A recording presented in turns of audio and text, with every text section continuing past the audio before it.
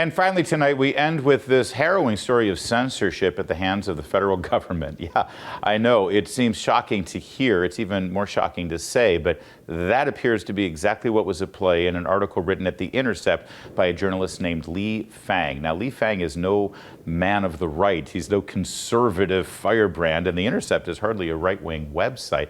Lee Fang, in fact, used to work for an organization called Center for American Progress. That's a left-wing think tank and activist group set up by John Podesta. So let's just face it, he's not Mr. MAGA man here with this article, but he has uncovered evidence that shows that during the height of all of the censorship that we experienced in social media over the last couple of years, it appears there was direction, explicit direction, from the Department of Homeland Security, communicating to these social media companies, Facebook, Twitter, what have you, exactly what needed to be removed, deleted, and suspended from their platforms.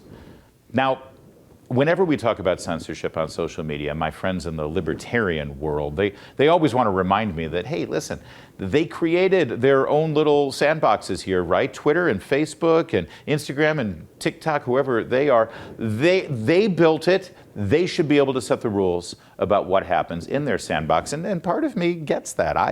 I'm sympathetic to the argument. They raised the capital. They hired the nerds from MIT. They built the sandbox. They should be able to set the rules about who gets to play and how they can appropriate play in that sandbox. Understood. But then over the course of the last couple of years, we've learned some things about these social media companies. For instance, they enjoy incredible protections from lawsuits that other companies that involve the flow of information don't get.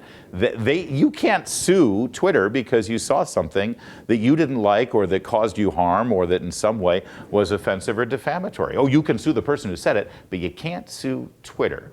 Now, other organizations that publish information and exchange information on the internet, they don't enjoy that kind of protection. So it's not really the libertarian utopia that our friends like to paint it out to be. But now we get to Lee Fang's story, which blows the whole idea that, oh, it's a private company can censor you. It's the problem with the First Amendment is if the government tries to censor you. Yeah, that's been blown out of the water now. We have documented hard evidence that shows that the Department of Homeland Security, under the guise of national security protection, had their own backdoor portal to Facebook so that they could expedite their red flags of information that they didn't like, that they didn't want, that they deemed to be a national security threat. I got to tell you, I go back to the harrowing days after the 9/11 attacks when the Department of Homeland Security was envisioned and created, and I remember the debates, I remember the discussions, I remember the arguments. Don't give up your liberties, don't give up your freedoms just because you're afraid of a foreign attack like the 9/11 attacks. No, this is going to come back and bite you. Don't do it. That's what a lot of people were saying. They were drowned out, and by the way, I mean, we talked about forgiveness tonight. Well, it's time for me to step up. I'm asking for forgiveness because I was wrong. I was marching down that path with everyone else. No, we cannot have another 9/11. We cannot be blindsided by our enemies. We have to be able to monitor what people are saying and doing. That's where the Patriot Act came in, right? And I believed that the government would never use these powers against their own citizens. I was wrong. And I bet you agreed with me back then, and I bet you're looking at it now and you're thinking you were wrong too. Well, the good news is we can change this with the power of the people. We just need to get the right people in place to do our bidding again, and that happens next week at the election.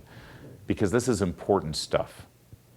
We had the Department of Homeland Security representing the federal government of the United States silencing the speech of American citizens, even jokes, even satirical websites and satirical posts on social media, that anyone looking at it would recognize that this is just meant to make us laugh at our government.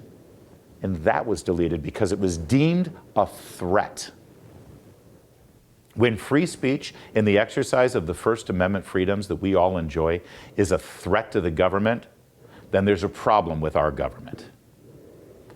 And this article exposed it. Thank God that Lee Fang and the folks at Intercept were able to find it. I hope that there's more follow-ups. I hope that there will be hearings by this new Republican majority in the House and the Senate after next week so that we can get to the bottom of it and we can right this wrong and reverse it. Because guess what? All those protocols we put in place after 9/11, from the FISA warrants to the Patriot Act to surveillance and now to Homeland Security censoring our speech on social media, they've all been turned against us.